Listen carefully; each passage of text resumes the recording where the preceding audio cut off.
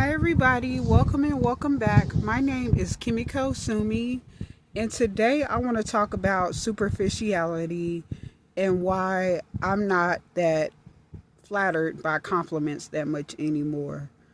Well, it all starts basically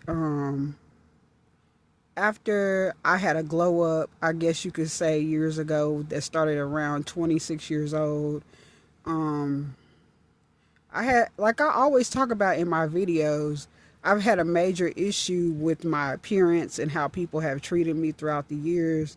I've struggled with my weight. It's been up and down over the years and stuff like that, and my skin and different things. My appearance ever since I've been 9 years old. I always talk about that, but something that I got to learn about superficiality and unconditional and conditional love um, is that, and just like the Tupac song, that he had called Unconditional Love. But this is my point of view when it comes down to superficiality and conditional and unconditional love. I realized that after my glow up around 26 years old, like I kind of knew already, like, dang, I don't look that great without makeup on, because I wasn't really taking care of my skin. I've always had to put a lot of effort into my skin, by the way, my facial, my face. I have a lot of scars and stuff from sun damage and things like that. And I could get it to get clear, but then, if I don't stay on top of my routine, even now, it can revert back to basically the way that it looked, because it's deep scars. You know what I'm saying? Like, you can lighten them, but you got to keep up with the routine. So basically, when I was in San Pedro, California, in Los Angeles, period, when I first got there to actually try to call myself living there, everybody was nice, pretty much. Like, they would let me have things. They would treat me very well, because of the way that I looked when I put on makeup, and my size, and the way that I dressed, and my hair. Because I really, I had a glow up. I really started to really pamper myself and treat myself well as far as my appearance, on top of the fact that I had lost a lot of weight. So me, in my mind, my naive 26-year-old mind back then, I was thinking, oh, you know what, this is different. Oh, they're going to always be nice to me. Oh, this is okay. This is permanent. They're finally nice to me. Okay, people are welcoming me in. It's genuine. It's never gonna go away. They're gonna always be nice to me. Wrong. The moment I stopped, or not really stopped, but the moment that I just took one break from putting on makeup one morning, even after I took a shower, like I always talk about, when I was walking from, because I was homeless, so I was walking from, but I would take care of myself. I would shower every single day, and it wasn't unheard of for me to shower 3 times a day and stay in the shower for hours. So I think one day, I decided to shower like I usually did, but not put on makeup, because I was going to walk to the library in San Pedro, California. So as I was walking, I was almost there. I was like right across the street from the library. And I remember I was passing by a 7-Eleven, and this white woman, she you could tell she was homeless. She had a huge major weight issue and problem. And she was sitting on the wall, kind of like Humpty Dumpty, which she looked like, by the way. And I remember I didn't pay no mind to her. She had this big orange, like, sweatshirt on, and she looked dirty.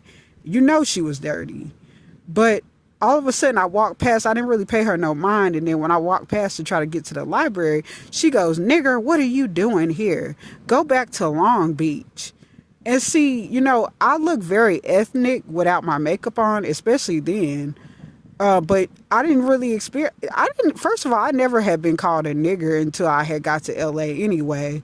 But I started to realize that when I wasn't wearing makeup and stuff, people were treating me just as bad as they always did, or even worse. You know what I'm saying? Everybody.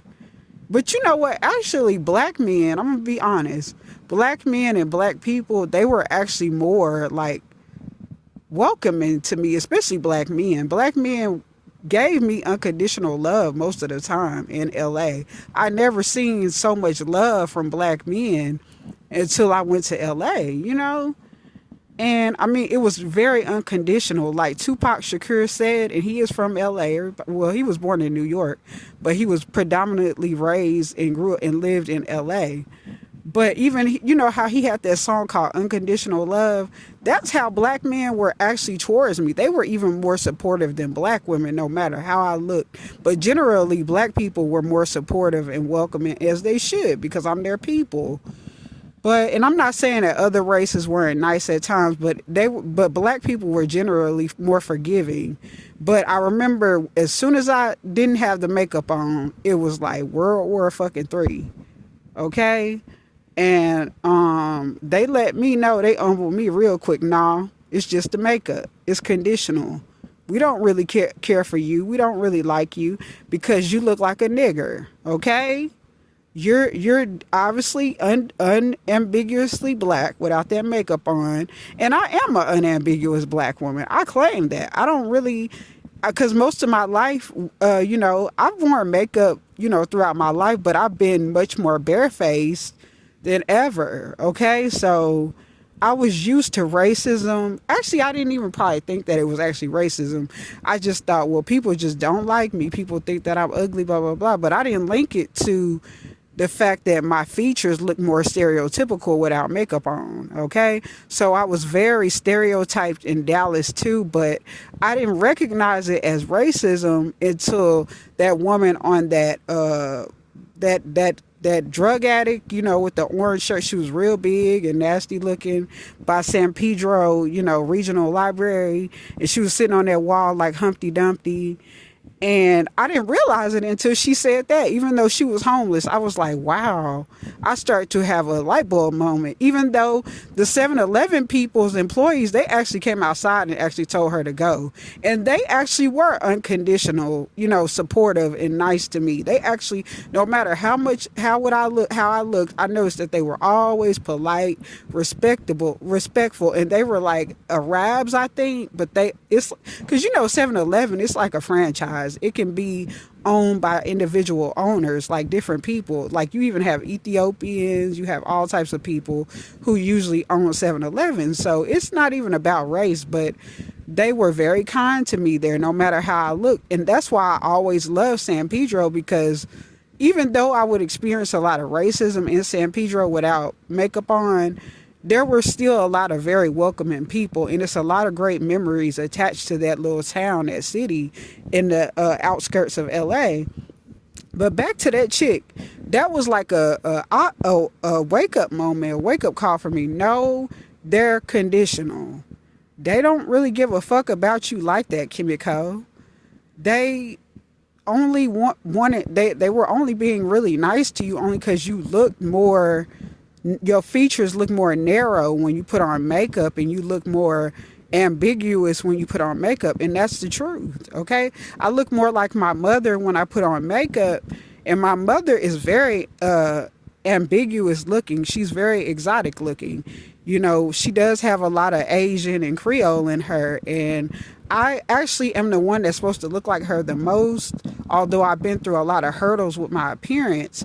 But when I put on, and that's genuinely how I'm supposed to look anyway, you know, I'm supposed to naturally look like my mother, by the way, but it just so happened that I've had so many skin problems from sitting in the sun damage, what is it called, hyperpigmentation, different things like that with my skin, that makes my features look more unambiguous without makeup on, even though I'm supposed to look just like my mother, who is actually very exotic, ambiguous looking naturally without makeup on. But back to that, so I noticed it clicked. No, these people really not nice to me just because they're being nice. Most of them, at least, they're only nice to me because of how they perceive me to look. I looked acceptable in a way to them, although they still had their reservations because I am black, but they were more accepting. They were more nicer. They were more polite because my features look more narrow. You know, with makeup on, it still does. But anyway, this is my thing. yes, you should dress up. Yes, you should try your best to be presentable when you go outside because people treat you better. If you can make your looks work for your advantage, do it as a woman of any color, okay? Especially black women. If you can make yourself, regardless of, I mean, like, your take care of your body, get in shape, look good. And I know that this is messed up, but I admired how Tony Childs from Girlfriends was like, basically she was like, she had to, her hair was the compliments of the Koreans on Crenshaw, and then she was talking about how she did Tae 3 times a week, and she did say that she would dodge the sun. Now I don't really agree with that because I love the sun. I can't reason with not being in the sun. As much as I want my skin to be clear, I just can't avoid it. I know I just love it. I just love soaking in the sun. So that's something that I don't necessarily agree with, but I can understand why a black woman of a darker hue would want to do that or say that. And that's very real. Even though that was a TV show, what Tony Child said and represented, it's just the truth, especially in LA and places like, especially in Texas, Dallas, Texas. People don't realize a lot that Dallas, Texas is very superficial. It actually is more superficial than LA. It's just that the people in LA, if they're racist or whatever, they're more likely to be very blunt with you in LA. Whereas the racist people here, they'll beat around the bush. They'll tell you in so many words that they don't like you because they're black. But in LA, they'll be very direct. But don't get it twisted. The people in Dallas are way more racist. They are. They just are not as direct about it as in LA. In my opinion, and in my experience, of course. But anyway, I started to realize that, no, these people are not being very nice to me. They're not really being nice to me because they're being nice, no matter where I went. I started to realize this even more, recently in Dallas, Texas. No, people really not being nice to me because they're just nice. No, it's, you look more appealing to my eyes. And yes, you should. It's a way to advance in life with your looks. They call it looks maxing now. I agree with that. Do whatever you can, regardless of your sex, your gender, or your race, or whatever, your age. As long, just be caution, don't go overboard, but make yourself presentable before you go outside, and do things like work out, do your skin, your hair and whatnot, put on makeup if you're a female, or even if you're a male, put on makeup if that's something that you like to do.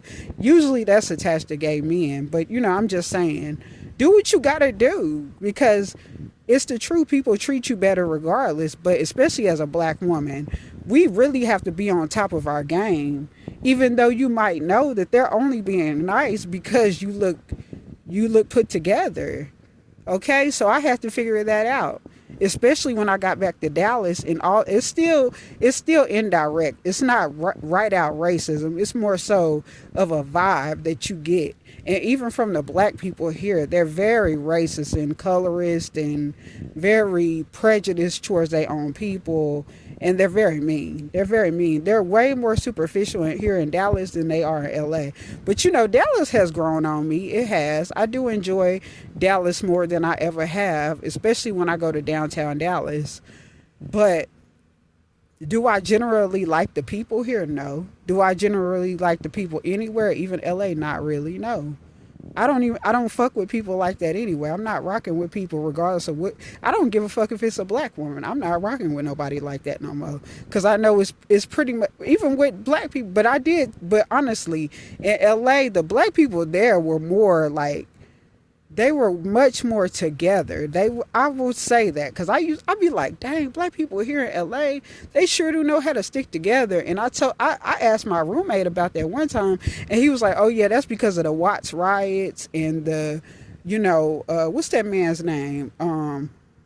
Rodney King, and remember LaTanya, I think her name was LaTanya something. Remember Tupac shouted her out in that video, "Keep Your Head Up," because remember she was racially targeted. She had her life taken because of racism. Okay, in a Asian store. Even though I'm cool, I love Asian people, but you know a lot of them can be very racist too. I have to admit that.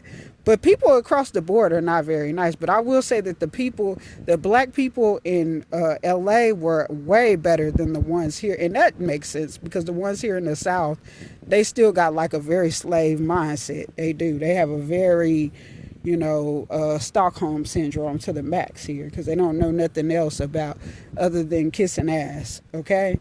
And they're generally snakes in the grass here in Dallas, and I wonder if it has anything to do with being close to the equator, because we all know the equator is very hot and it gets very hot. But that's another topic for another day. But I even realized even more that these people, even being here in Dallas, I really got my wake up call. Nah, these motherfuckers are dirty.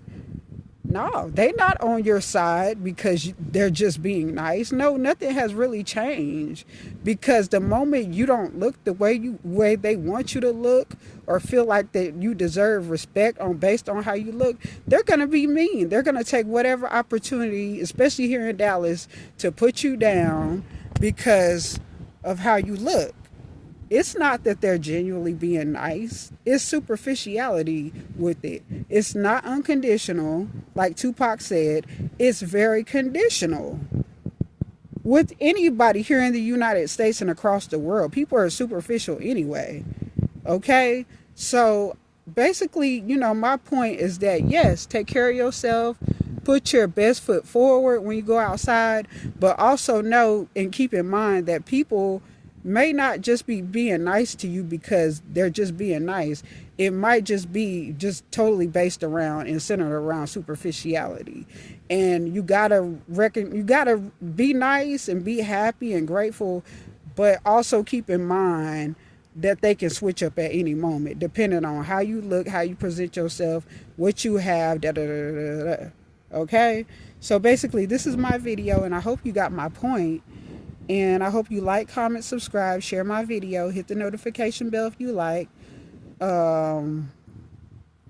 Share my video, and I will see y'all in another video, my lotus flowers. And I hope y'all have an amazing rest of the day, and I will too. And I will see y'all in another one. Peace. I'm out. Bye-bye.